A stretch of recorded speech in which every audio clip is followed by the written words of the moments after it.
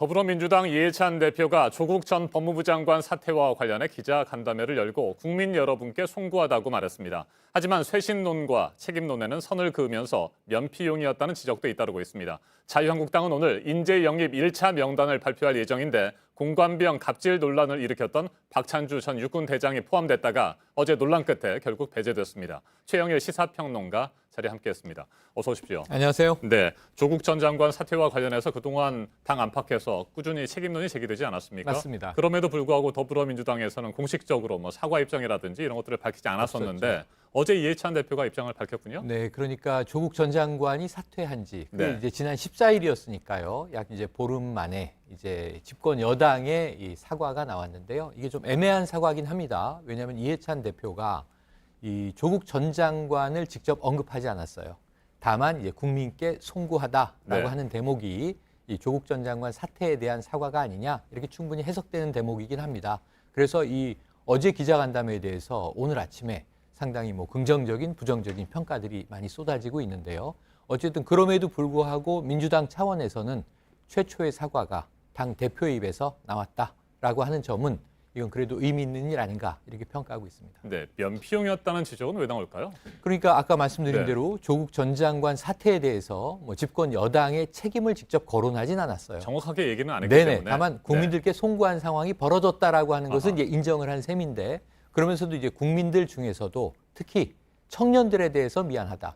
이게 사실은 이제 문재인 대통령의 지지난주 국회 시정연설에서 공정에 대한 문제가 많이 강조가 됐고요. 네. 그리고 또 지난주에 이어서도 이 이인영 원내대표의 이 교섭단체 대표연설에서도 공정이 강조가 됐습니다.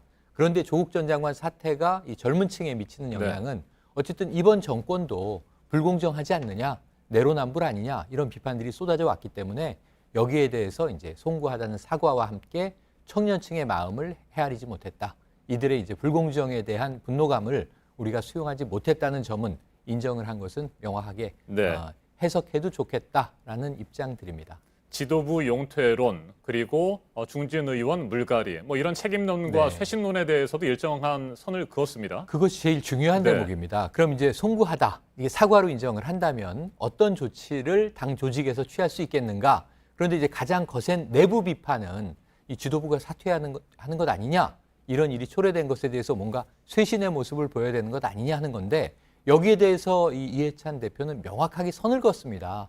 이것은 그렇다면 내년 총선을 망하자는 이야기다라는 네. 이제 거론까지 하면서 사퇴로는 일축을 했습니다. 오히려 이제 당에 대한 쇄신은 노력을 하겠고 인재 영입도 하겠고 인재 영입을 위한 준비도 되어 있고 조만간 발표를 할 것이라는 입장을 이제 밝혔지만 지도부가 특정한 책임을 지겠다 이런 부분은 어제 거론되지 않아서 말씀하신 대로 그럼 송구하다는 사과 정도로 넘어가는 것 아니냐? 네. 이것이 이제 면피용 기자간담회 아니냐 하는 비판의 대목입니다. 네, 이해찬 대표는 인재영입위원회 위원장도 본인이 맡으면서 네.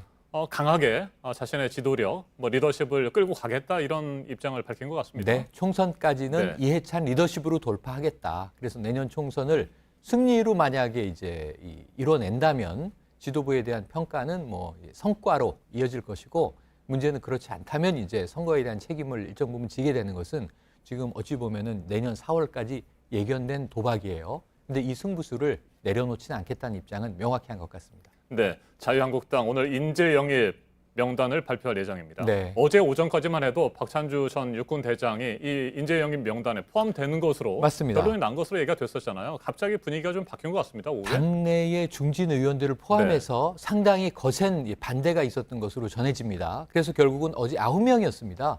그런데 박찬주 육군 대장 공관병 갑질 논란의 의혹이 이제 컸던 인물이죠. 네. 그러다 보니까 이 인재 영입의 내용이 굉장히 흥미롭습니다. 자유한국당 입장에서는 자, 이번 정부 들어와서 주로 이 적폐청산의 대상으로 희생됐던 인물들을 네. 뽑았다는 거예요. 그중에 이제 대표적인 인물 하나가 군에서는 박찬주 전 육군 대장인데 공관병 갑질 논란이 무죄가 되지 않았느냐. 결국은 그렇다면은 희생자 아니냐 이런 논리였던 것 같아요. 그런데 내부적인 반대를 극복하지 못했고요. 다만 이게 영입이 철회된 것은 아닙니다. 아하.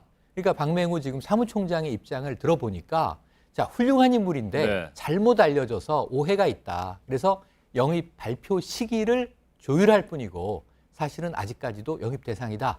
그러니까 영입할 의지는 명확히 밝혔어요. 다만 내부적인 반대와 또 국민적인 여론도 좋지가 않습니다. 특히 이제 젊은 층의 이 불공정에 대한 불만은 아까 집권 여당 대표도 이야기를 했는데 제1야당도 크게 다르다고 보기는 네. 어렵거든요. 지금 왜냐하면 바로 지난 국정농단 재판이 파기환송됐지만 다시 재판이 이어지고 있고 유죄 취지는 뭐 유력하게 살아 있습니다. 그런 측면에서 이제 이러한 지금 이 인재 영입이 신선감을 줄 수 있겠는가? 그래서 박찬주 전 육군대장의 경우에는 일단 시기 조율이다라고 당은 밝히고 있지만 과연 최종적으로 영입이 될 것인가? 혹은 내년 총선에 출마까지 할 것인가? 지금 박찬주 전 대장은 출마 의사도 밝히고 있는 상황이거든요. 그러니까 이 부분에 대해서는 앞으로 논란의 파장을 보면서 입장을 당이 조율할 것으로 관측을 해봅니다. 네, 박찬주 전 육군 대장이 정부와 여당을 상대로 높은 전투력을 보일 것이다. 뭐 이렇게 기대를 했던 모양인데 네. 일단 좌절이 됐습니다. 자, 황교안 체제가 시작된 이후에 아주 뭐 야심찬 첫 번째 내부 인사 영입이라고 할 수 있는데 이게 지금 스텝이 좀 꼬이면서 황교안 대표의 뭐 리더십에 좀 상처가 나지 않겠느냐 뭐 이런 얘기도 있는 것 저는 같습니다. 적신호가 들어왔다고 봅니다. 왜냐하면 인재 영입이라고 하는 것이 가장 중요한 그 당 리더십의 의지를 표명하는 네. 것이거든요. 지금 이제 어제 민주당 간담회에서도 인재 영입위원회 직접 맡겠다라고는 했는데 그럼 어떤 인사가 영입될 것이냐? 그 앞으로 지켜봐달라는 입장인데요. 주로 좀 젊고 신선한 인물들을 영입해야 된다는 게 민주당 내 기류인데 네. 이게 자유한국당도 다르지 않습니다. 왜냐하면 물갈이론이 내부에서 많은데 지금 또 특히나 친박 피박의 계파 갈등이 이제 또 다시 드러나는 양상 아니겠습니까? 그런데 그렇다면은 이제 친박 비박 계파 논란에서 자유롭고 신선한 좀 이제 젊은 인재들이 들어와줬으면 하는 게 당 안팎의 분위기인데 어제 이제 인재 영입 1호 발표 부분에 대해서는 상당히 시작부터 논란이 벌어졌고요. 그럼 박찬주 전 육군대장이 적폐청산의 희생자였다라고 전제하더라도 과연 이게 황교안 인재 영입 1호 인사가 될 정도의 그러한 상징적 가치가 있는 것이냐, 당의 쇄신을 보여줄 수 있느냐 이 부분에 대해서는 뭐 반대 측에서야 뭐 성토일색이지만 당 내에서조차도 이게 문제 삼는 경우들이 지금 막 벌어지고 있기 때문에 제가 보기에는 황교안 리더십의 참신성을 보여주기 위한 부분으로는 실패다. 그렇다면 좀 이제 2차 인재 영입에서라도 이러한 부분이 좀 이제 어느 정도 쇄신이 될 수 있어야 하는데 가능성이 있겠는가? 이 부분은 조금 당내에서 부정적인 기류가 강하다는 말씀을 드릴 수밖에 없겠습니다. 네, 한 가지만 더 살펴보죠. 네. 패스트트랙 충돌과 관련해서 검찰의 수사를 네. 받아온 의원들에게 공천 가산점을 주겠다. 예. 뭐 이런 발언으로 자유한국당 안팎이 시끄럽지 않았습니까? 맞습니다. 그런데 이와 관련해서 뭐 최근에 황교안 대표와 나경원 원내대표 사이에 불협화음도 네. 좀 드러나는 것 같고 갈등하는 양상도 보이는 것 같습니다. 이건 어떻게 될 것 같습니까? 나경원 원내대표가 가산점 이야기를 발표할 때 그러니까 당을 위해서 이 패스트트랙에서 싸운 분들에 대해서는 내년 공천에서 불이익이 없도록 가산점을 줘야 하는 것 아닌가 이런 취지의 발언이고 바로 그 당시 상황에서는 황교안 대표는요. 이걸 지지했어요. 당을 위해 헌신한 사람들을 평가하는 것은 당연하다. 직접적인 표현이 아니라 좀 우회적인 표현이지만 그랬죠. 이것은 뭐 일맥상통하게 이 사람들을 구제해야 된다는 입장으로 보였는데 여론이 좋지 않았습니다. 바로 다음 날 황교안 대표는 가산점에 대해서 나는 언급한 바가 없다라고 이제 발을 빼는 이제 모양새를 보였는데 그게 더 비겁한 것 아니냐. 오히려 말 바꾸기 논란이 또 벌어진 겁니다. 지금 이런 상황인데 패스트트랙에 걸려서 지금 이제 수사에 전혀 응하지 않고 있었지 않습니까? 황교안 대표 혼자 셀프 출석을 하지 않았습니까? 사실은 소환 대상도 아니었고요. 그런데 검찰은 어제 국회 방송에 대한 2차 압수수색을 했습니다.